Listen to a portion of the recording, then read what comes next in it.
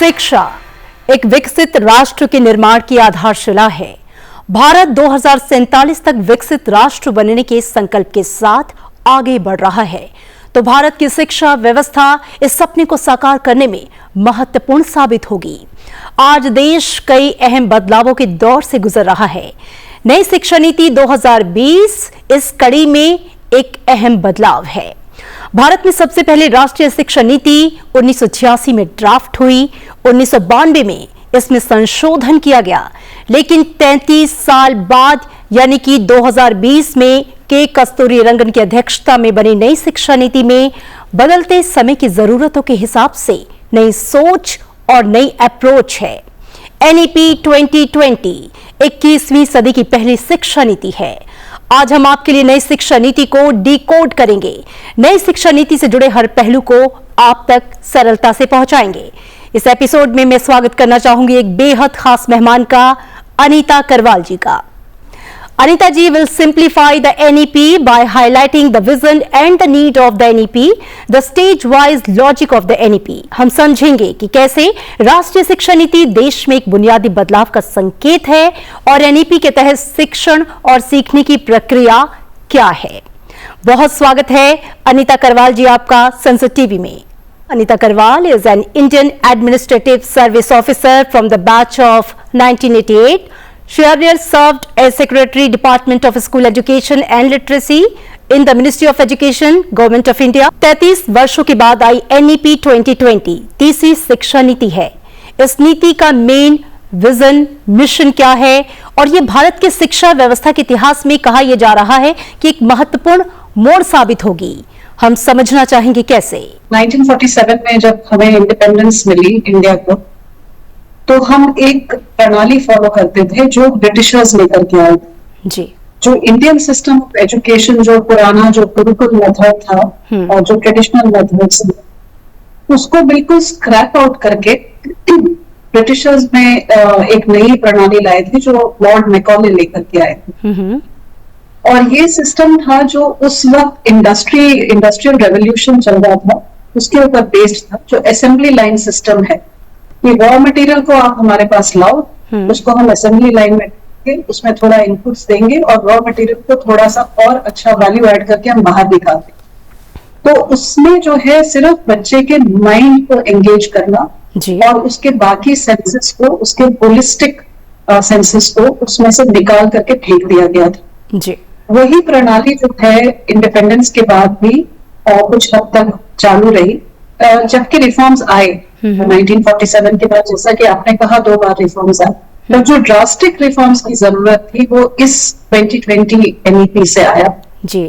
ये NEP जो है ये रिकॉग्नाइज करती है कि हर बच्चे में एक यूनिक पोटेंशियल है और हर बच्चे का उस यूनिक पोटेंशियल को एजुकेशन के माध्यम से डेवलप करने के लिए उस बच्चे के ना सिर्फ कॉग्निटिव एरिया यानी कि ब्रेन को हमको एंगेज करना होगा, पर उसके पूरे होल ऑफ द चाइल्ड को एंगेज करना पड़ेगा, एक होलिस्टिक अप्रोच। और होल ऑफ द चाइल्ड का मतलब है उसके फिजिकल सेंसेस को, उसके इमोशन को, उसके सोशल इंटरेक्शंस, उसके एथिकल एंड वैल्यू सिस्टम्स को, उसके स्पिरिचुअल साइड को, हर एक साइड को हम इन्वॉल्व करेंगे, तभी एक होलिस्टिक एजुकेशन हम बच्चे को दे पाएंगे, बिल्कुल, जो बच्चे के अंदर सस्टेनेबल लॉन्ग लास्टिंग होगी। और यही NEP का विजन है कि थ्रू होलिस्टिक एजुकेशन हम लर्नर्स को इस तरह से तैयार करें कि प्रोडक्टिवली, इफेक्टिवली नेशन बिल्डिंग में कंट्रीब्यूट कर पाए और उनका कैरेक्टर हम इस तरह से बिल्ड करें कि वो पॉजिटिवली नेशन बिल्डिंग में कंट्रीब्यूट कर पाए।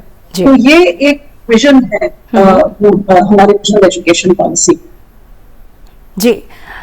अनीता जी, जैसा कि आपने भी कहा कि NEP जो है वो बच्चों के लिए एक समग्र शिक्षा प्रणाली की कल्पना करता है। यहाँ हम समझना चाहेंगे कि how does the NEP recommend the implementation of this vision. अब ये इसको इम्प्लीमेंट करने के लिए कई चीजें लाई गई है। इसका मैं थोड़ा सा बैकग्राउंड दे दूं जी। अभी आप देख रहे हैं सोसाइटी में इतना डिस्ट्रप्शन हो रहा है। डिस्ट्रप्शन न केवल टेक्नोलॉजी के टर्म्स में हो रहा है। आज आप दिल्ली में बैठी हैं, मैं गुजरात में बैठी हूँ जी, और हम दोनों एक दूसरे से बात करके टेलीविजन पे आप इसको रिले करेंगे जी।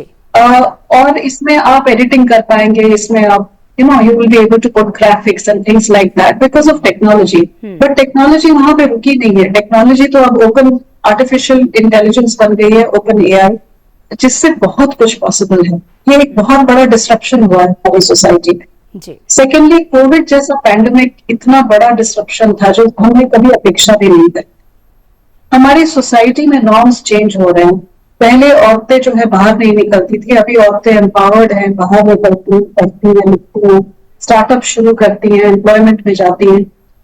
उसी तरह काफी चेंजेस जो सोसाइटल लेवल पे, एनवायरमेंटल लेवल पे, टेक्नोलॉजी लेवल पे हुए हैं.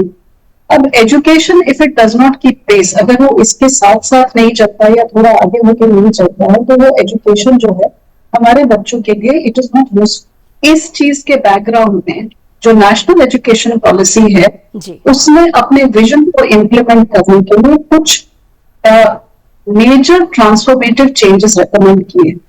मैं आपको एक एक करके जो ये 5-6 हैं ये बताती हूँ. पहली चीज जो मैं बताना चाहूंगी, जो एक बहुत ही मेजर और ट्रांसफॉर्मेटिव चेंज है और जिसके ऊपर पूरी एनईपी और पूरी नेशनल करिकुलम फ्रेमवर्क डिपेंडेंट है, वो है 5+3+3+4 पॉलिसी, यानी कि stage wise development, stage wise curriculum and stage wise pedagogy. अब इसमें 4 स्टेजेस इस बार एनईपी में दिए गए. पहला स्टेज जिसको फाउंडेशनल स्टेज बोलते हैं, वो 3 साल से लेके 8 साल के बच्चे का स्टेज है, जिसमें 3 years ऑफ प्री स्कूल है और 2 years ऑफ स्कूल है, यानी कि ग्रेड 2 तक का बच्चा. जो सेकंड स्टेज है उसको बोलते हैं प्रेपरेटरी स्टेज, जो ग्रेड 3 से ग्रेड 5 तक का बच्चा है. फिर मिडिल स्टेज है जिसमें ग्रेड 6 टू ग्रेड 8 है, एंड सेकेंडरी जो ग्रेड 9 टू 12. अब ये स्टेज क्या है?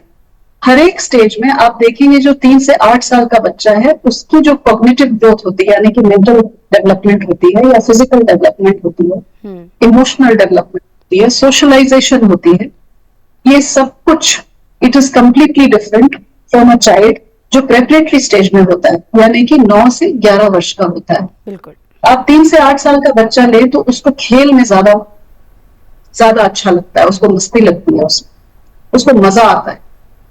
वो अभी सीख रहा है दोस्तों को दोस्त बनाना, उसको अभी दोस्त बनाना आता नहीं है 3 साल की उम्र में, धीरे धीरे सोशलाइजेशन करना सीख. उसको अच्छा लगता है अगर उसको गाइडेंस मिले, एक मदर के रोल में या फादर के रोल में, कोई फादर फिगर मदर फिगर की तरह टीचर को उसको गाइड करे. तो ये इस स्टेज को देखते हुए फाउंडेशनल स्टेज में एनईपी में कहा गया है कि प्ले बेस्ड लर्निंग होगा, खेल खेल में सब सीखना है. और इस स्टेज में किसी भी प्रकार की असेसमेंट यानी कि examination pen and paper based नहीं होगी. जो असेसमेंट है वो ऑब्जर्वेशन बेस्ड होगी कि बच्चा कितना सीख रहा है, सोशलाइजेशन कितना कर रहा है, दोस्त बनाना सीखा या नहीं, बाथरूम जाना सीखा या नहीं, छोटी छोटी चीजें अपने जूते के लेस बांधना सीखा या नहीं. सो ये इसके जो गोल्स हैं वो डिफरेंट है, इसकी पेडागोजी यानी सिखाने का तरीका डिफरेंट है, इसका असेसमेंट डिफरेंट है, इसका करिकुलम डिफरेंट है. उसी तरह प्रेपरेटरी स्टेज की तरफ आप जाएं तो अब ये जो बच्चा है इसने दोस्त बनाना सीख लिया, इसको मजा आता है दोस्तों के साथ काम करने, और इसकी क्यूरियोसिटी की लेवल इतनी हाई है कि हर चीज का उसको जवाब चाहिए. तो ऐसे में play based, inquiry based and discovery based learning वो इंट्रोड्यूस किया गया. करिकुलम उस तरह का होगा, पेडागोजी उस प्रकार की होगी और असेसमेंट भी उसी प्रकार का होगा. तो आप देखेंगे कि ये 5+3+3+4 स्टेज वाइज यानी कि बच्चे की ग्रोथ एंड डेवलपमेंट की स्टेज से अलाइन कर दिया गया है. ये पहली बार हो रहा है किसी नेशनल पॉलिसी. ये सबसे बड़ा चेंज ये है और इस चेंज पे आधारित बहुत सारे चेंजेस हैं. फॉर एग्जाम्पल जो फाउंडेशनल स्टेज है उसको सबसे इंपॉर्टेंट स्टेज माना गया. फाउंडेशनल स्टेज यानी कि ग्रेड 2 तक अगर बच्चा ये नहीं सीखता है कि लिखना और पढ़ना कैसे है, लैंग्वेज अगर नहीं सीखता है, तो बाकी की जो कक्षाएं हैं 3rd, 4th, 5th से लेकर 12th तक वो कोई भी सब्जेक्ट नहीं पढ़ पाएगा. So it is return policy कि अगर फाउंडेशनल स्टेज की वो लिटरेसी और न्यूमरेसी स्किल्स अचीव नहीं करता है बच्चा, then rest of the policy is not relevant any more. It is important कि इसी स्टेज पे बच्चा learns to read so that the is able to read to learn आगे की स्टेजेस. सो फाउंडेशनल स्टेज पे एक मिशन मोड में हमको अचीव करना है बच्चे की स्किल्स. ये सेकंड प्रोविजन है जो बहुत इंपॉर्टेंट प्रोविजन है.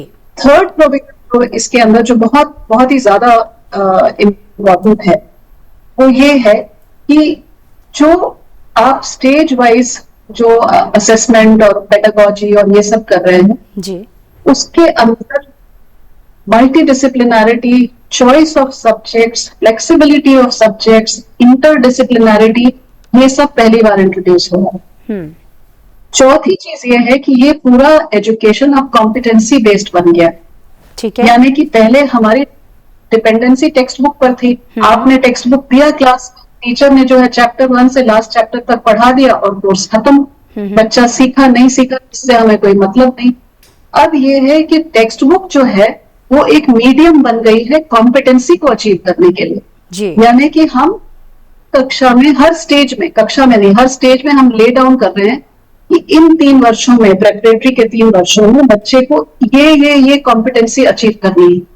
कॉम्पिटेंसी कैन बी कि बच्चा जो है अननोन टेक्स्ट को पढ़ करके उसको एनालाइज कर सकता है और उसके ऊपर अपनी ओपिनियन दे सकता है, ये कॉम्पिटेंसी हो गई। जी, या कॉम्पिटेंसी के साइंस में वो नेचुरल फिनोमेना के ऊपर इंडिपेंडेंट इंक्वायरी कर सकता है, ये कॉम्पिटेंसी हो गई। अब ये कॉम्पिटेंसी बेस्ड एजुकेशन मतलब कॉम्पिटेंसी इज इंपॉर्टेंट। आप उसमें कौन सी टेक्स्ट बुक लेते हो, कौन सा कंटेंट लेते हो, कौन सा डिजिटल या ऑनलाइन कंटेंट लेते हो, that is not as important as the competency. आप कुछ भी ले सकते हो। So text book becomes one of the tools for achieving the competency. तो टेक्स्ट बुक सेंट्रिसिटी खत्म हो रही। So this is a huge disruption in education जो टीचर्स को समझना पड़ेगा, जो अभी तक डिपेंडेंट था टेक्स्ट बुक। जी, डिसरप्शन जो इसमें हुआ है वो असेसमेंट में हुआ है।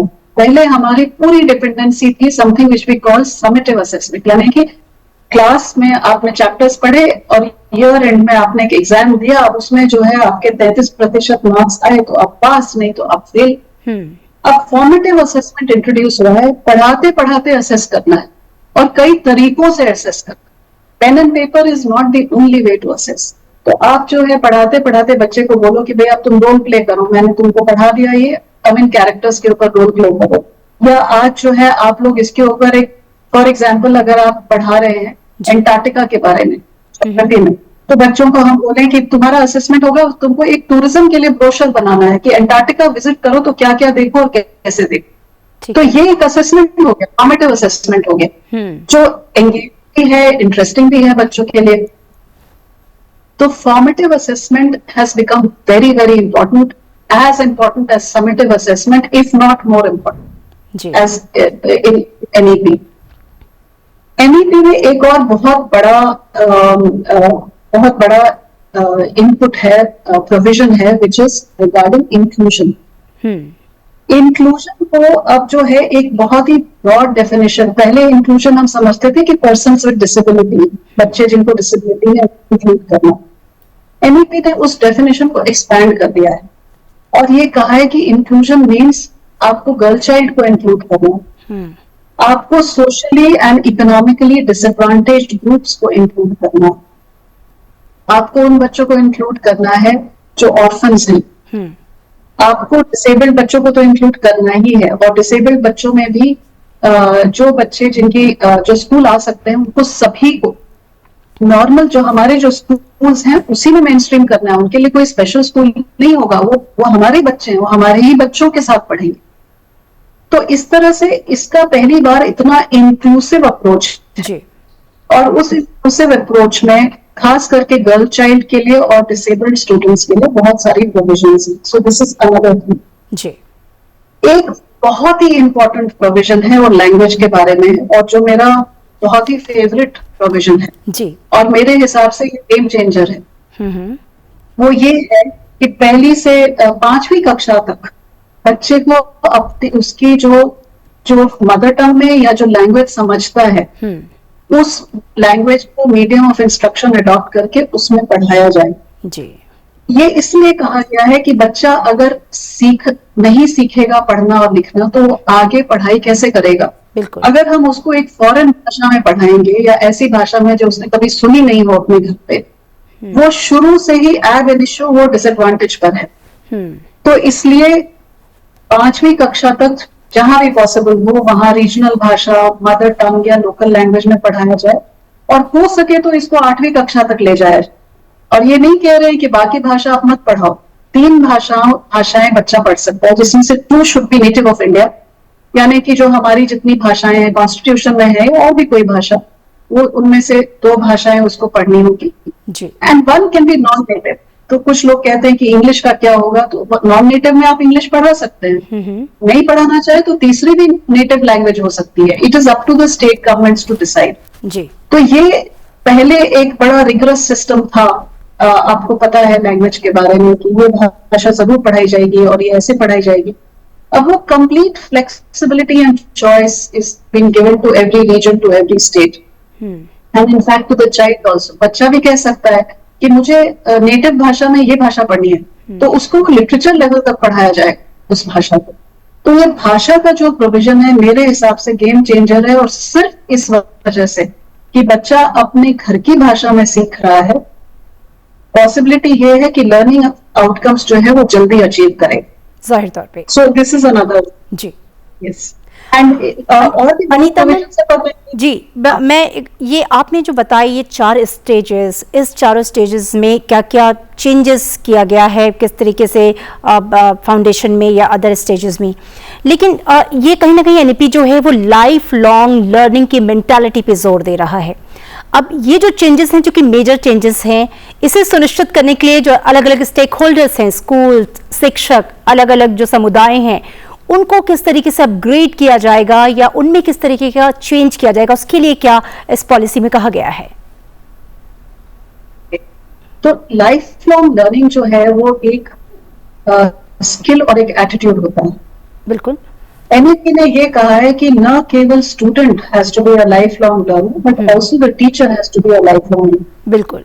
अब स्टूडेंट को अगर आप लाइफ लॉन्ग लर्नर बनाना चाहते हैं तो अगर उसकी क्लासरूम एक्टिविटीज और क्लासरूम ट्रांजैक्शंस एंगेजिंग, जॉयफुल, मजेदार नहीं हो, तो वो सीखने के लिए वो उतावला भी नहीं होगा और उसको कुछ पड़ी नहीं है कि उसको आगे पढ़ने की जरूरत है।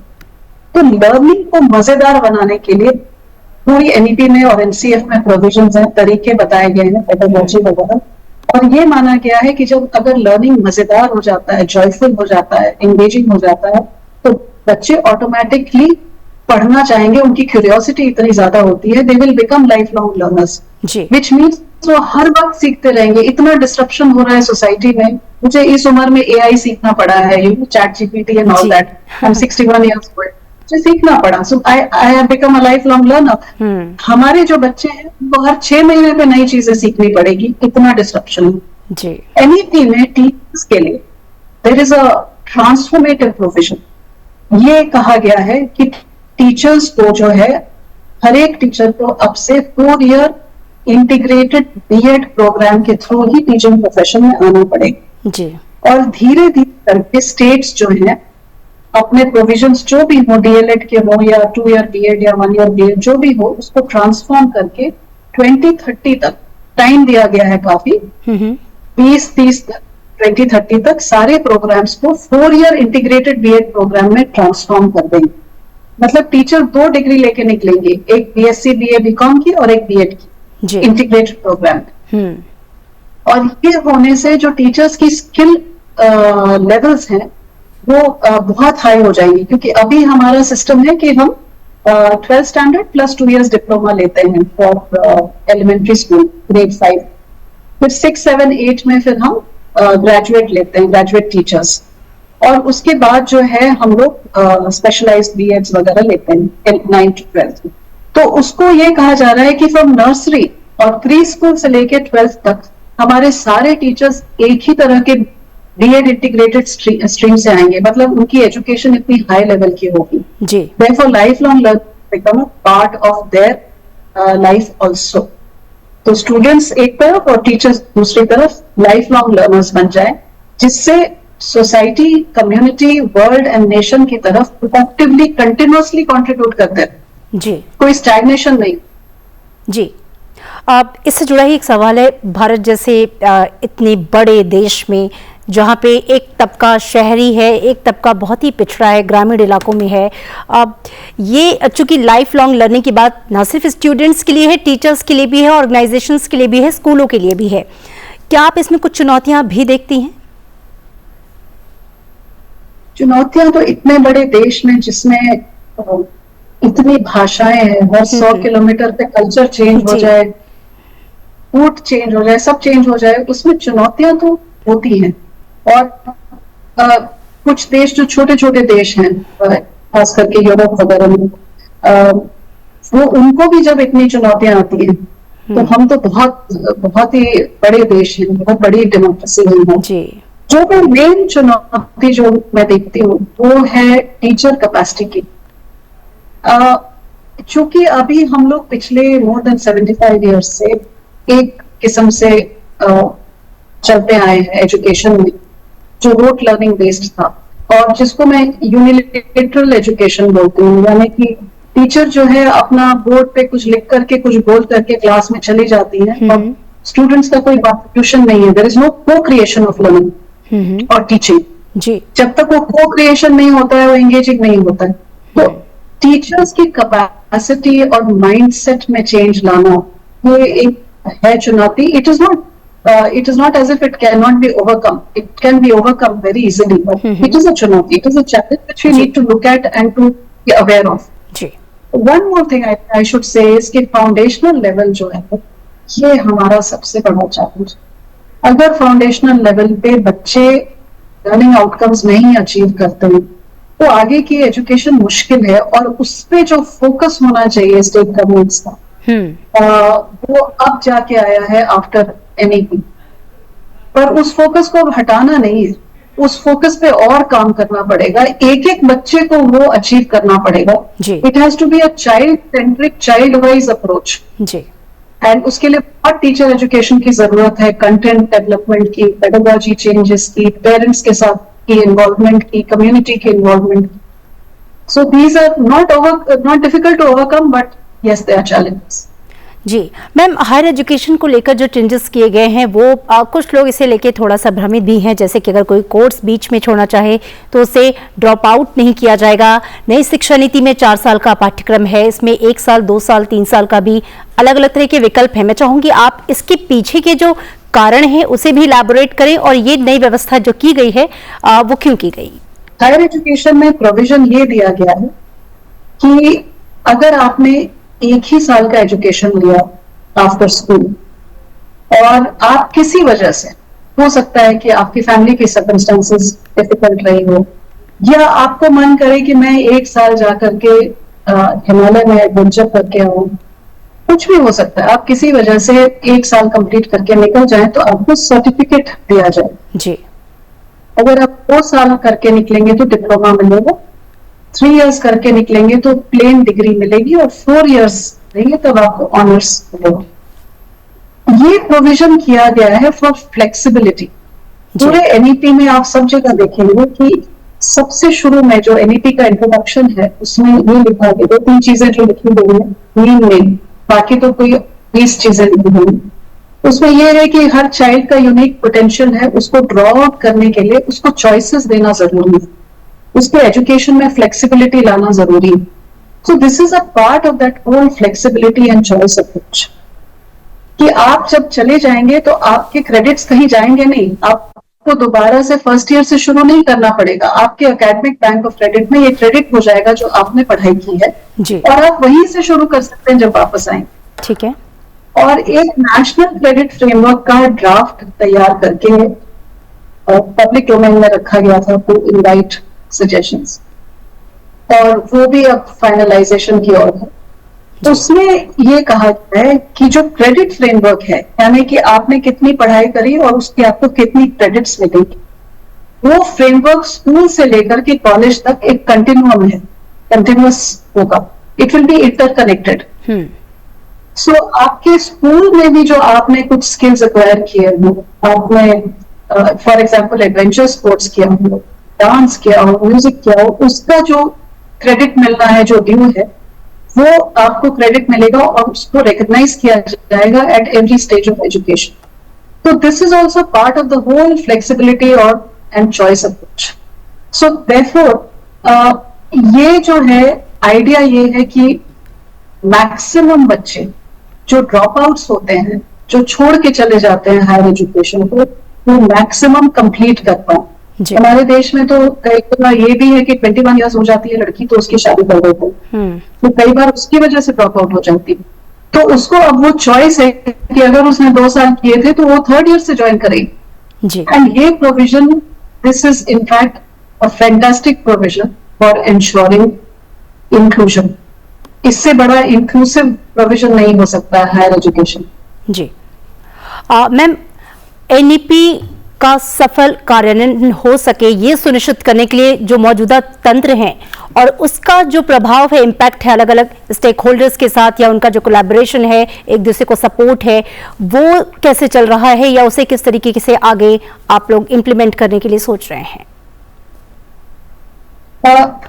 This is a very good question. NEP implementation, पहले मैं स्कूल की बात करती हूँ। जी।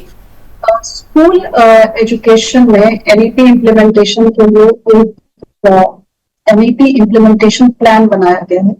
उसका नाम है सार्थक, आपको ऑनलाइन मिल जाएगा। बिल्कुल। सार्थक में कोई 20 से 24 एक्टर्स हैं। फॉर एग्जाम्पल स्टेट गवर्नमेंट है, डायट्स है, SCERT है, स्कूल्स हैं, हायर एजुकेशनल इंस्टीट्यूशंस हैं, सिविल सोसाइटी ऑर्गेनाइजेशंस हैं। इस तरह से कोई 20 से 24 एक्टर्स हैं। और हर एक एक्टर का क्या रोल रहेगा जी। कितने समय में तो वो कार्य पूरा करना है, और सेंट्रल गवर्नमेंट का क्या रोल रहेगा, स्टेट गवर्नमेंट का क्या रोल रहेगा, सारा कुछ लेट डाउन है। और उसी हिसाब से उसकी बड़ी क्लोज मॉनिटरिंग होती है सेंट्रल गवर्नमेंट से स्टेट वाइज, एंड उसी हिसाब से धीरे धीरे इंट्रोड्यूस हो रहा है। अब जो है, कई लोग मुझे बोलते हैं कि सवाल ये पूछते हैं कि एनईपी इम्प्लीमेंट कब होगा। तो मैं आपके माध्यम से बताना चाहूंगी जी कि एनईपी आपको शायद पता होगा कि करीब स्कूल एजुकेशन के लिए करीब 297 के करीब टास्क दिए गए। जी। 297 टास्क में से करीब 40-50 टास्क जो है वो नेशनल करिकुलम फ्रेमवर्क से रिलेटेड है जी।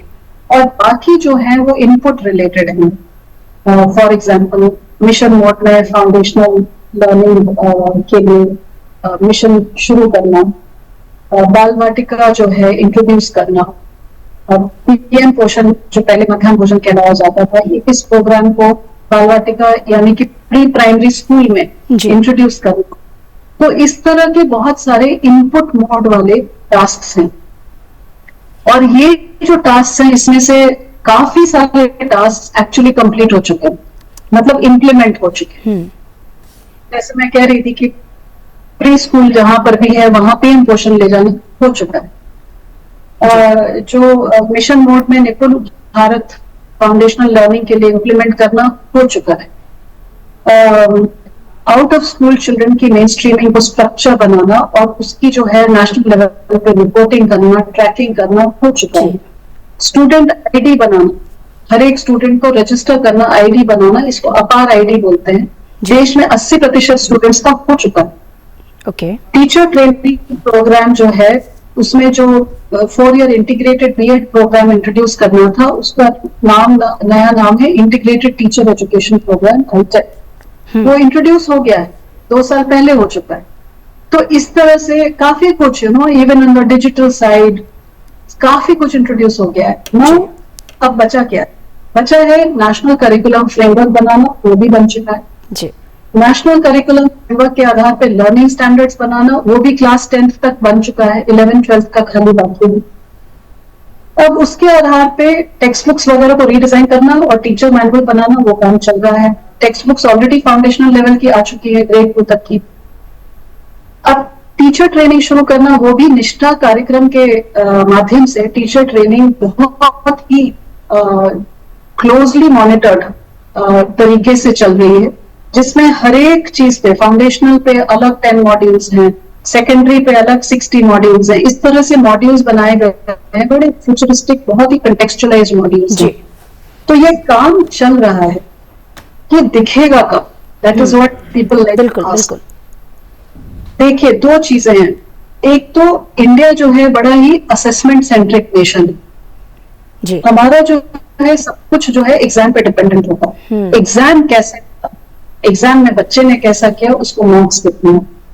तो असेसमेंट रिफॉर्म्स जब होते हैं तो लगता है कि पेडागोजी भी उसी वजह से चेंज होती है, करिकुलम चेंज होने लगता है, सब कुछ चेंज होता है। असेसमेंट रिफॉर्म्स धीरे धीरे इंट्रोड्यूस हो रहे हैं। असेसमेंट ओवरनाइट रिफॉर्म्स नहीं हो सकते, क्योंकि इससे जो है बच्चों को सडन धक्का लगता है, पेरेंट्स को लगता है, टीचर्स को लगता है, it is not possible to change assessment overnight. तो बहुत ही स्लो प्रोसेस से असेसमेंट रिफॉर्म्स हो रहे हैं। मैं आपको बताऊं, फॉर एग्जाम्पल 10th बोर्ड और 12th बोर्ड के जो एग्जाम्स हैं उनको कॉम्पिटेंसी बेस्ड बनाने के लिए, यानी कि नॉट टेक्स्ट बुक बेस्ड, सवाल टेक्स्ट बुक से नहीं आएगा, कॉम्पिटेंसी जो है उसके आधारित सवाल पूछा जाए, वो बनाने के लिए 2019 से ही जब ड्राफ्ट आया था एनईपी का, तब से ही इंट्रोड्यूस कर दिया गया। और हर साल 10% सवाल बोर्ड एग्जाम्स के सीबीएसई में वो कॉम्पिटेंसी बेस्ड एजुकेशन में कन्वर्ट किए जा रहे हैं।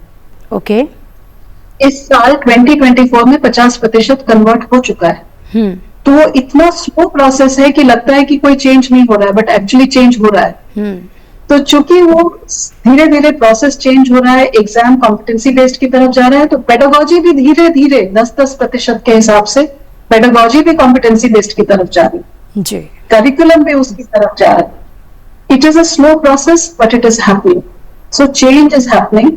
तो सम चेंज जो है वो आप इमीडिएटली देख सकते हैं, जैसे निपुण भारत है वो आप देख सकते हैं। आप किसी भी स्टेट की किसी भी स्कूल ग्रेड 1 ग्रेड 2 में चले जाइए, आप वो प्ले बेस्ड लर्निंग आप देख सकते हैं। It has already happened. पिछले 2-3 साल से हम निपुण भारत 2021 में लेके आए थे जुलाई में, सो ऑलरेडी 3 साल हो गया है, you can see the change everywhere जी। So what I am trying to say is कि it's a slow process but changes are being introduced and there is a proper plan for school education. Ji.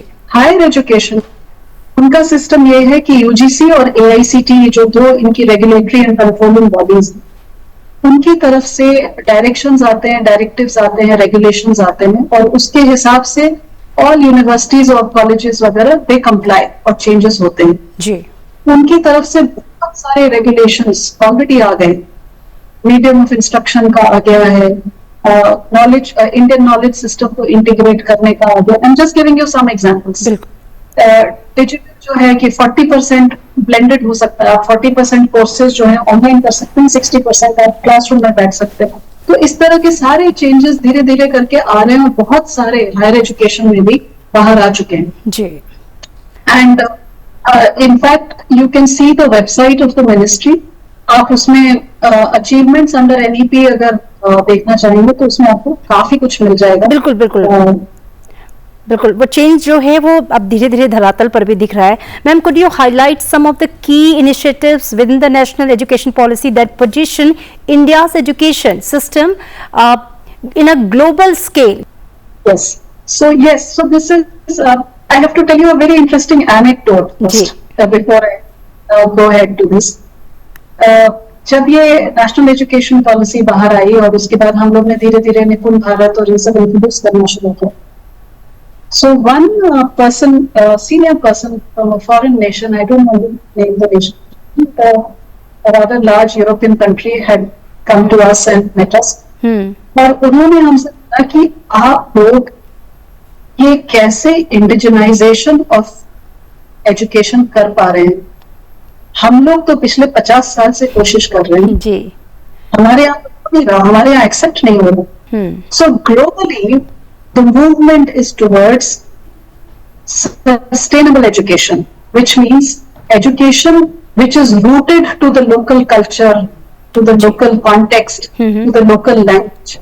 And India has managed to do it with the national education policy. I don't think there is any other national education policy in the world which roots its education to the local context like we do.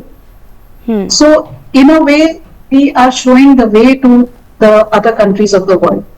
And how we have become globalized is this education is skill-based. Okay. Now, by skill-based, I don't mean vocational. So, vocational और skill में जो फर्क, बहुत ही subtle फर्क है, वो ये है कि vocational education is a course जो आपको which leads you towards an occupation, जो आपको किसी occupation जाएगा और मदद करेगा। Skill based education है जहां पे skills 21st सेंचुरी की स्किल्स जैसे critical thinking, problem solving, collaboration, creativity, communication, adaptability, digital literacy, environmental literacy, इस तरह की जो स्किल्स हैं वो इंटीग्रेटेड हो एजुकेशन में। और आप कुछ भी सीख रहे हो, आप चाहे लैंग्वेज सीख रहे हो, उसमें आप क्रिटिकल थिंकिंग करना सीखो। लैंग्वेज का कोई भी चैप्टर आप पढ़ रहे हो, कोई भी आप पैराग्राफ पढ़ रहे हो, उसमें एक एक लाइन में क्या ये आर्ग्यूमेंट है, क्या ये क्लेम है, क्या ये फैक्ट है, क्या ये ओपिनियन है, आप डिस्टिंग्विश कर सको, वो क्रिटिकल थिंकिंग हो गया जी। उस तरह की चीज हमने इंट्रोड्यूस कर दी है। It is skill based education and competency based education which is something which the whole world is aspiring for, वो इसमें इंट्रोड्यूस हो गया। उसके अलावा as I had mentioned earlier कि जो हमारा फोकस है on integrating things like art, sports, local culture and context, local rhymes, local folk tales, local literature, etc. ये जो चीज है, ये भी पूरे वर्ल्ड में now it is being looked at as the best foot forward for ensuring good education, good quality education for us. By 2030 we should be full-fledged implemented with NEP. NEP ने हमको timelines दी हैं। उसमें लिखा है कि 2030 तक हम सब कुछ धीरे धीरे चल के 2030 तक सब कुछ इम्प्लीमेंट कर दें एंड 2030 से 2040 तक हम उसके बेनिफिट्स को रीप करें, तो और हम देखें कि इम्पैक्ट क्या हो रहा है। That will help us. It's a very futuristic policy. Definitely character building को जो दिया गया है, जो emphasis, the whole world is now looking at it. इतना कुछ दंगे फसाद वगैरह हो रहे हैं, now every country is looking at how do we build the character of our children. हमने क्या तरीका निकाला है कि अगर आप होलिस्टिक एजुकेशन करेंगे, आप दिमाग को उसके शरीर से, उसके सेंसेस से, उसके इमोशन से अलग नहीं करेंगे, उसको पूरे को एक मानेंगे, तो होलिस्टिक एजुकेशन हो, और होलिस्टिक एजुकेशन से कैरेक्टर बिल्डिंग होगा। दुश्वारियां हैं, चुनौतियां हैं, लेकिन आपने जैसे एक एग्जाम्पल भी दिया कि दूसरे देश भी कहीं ना कहीं हमें कॉपी करेंगे कि किस तरीके से भारत जैसे बड़े, विशाल और अलग अलग कल्चर वाले देश में इस तरह की पॉलिसी जो है वो इम्प्लीमेंट की जा रही है। बहुत शुक्रिया अनीता करवाल जी, आपका बातचीत करने के लिए, हमसे सनसद टीवी को अपना कीमती वक्त देने के लिए शुक्रिया। Thank you. Thank you so much ma'am.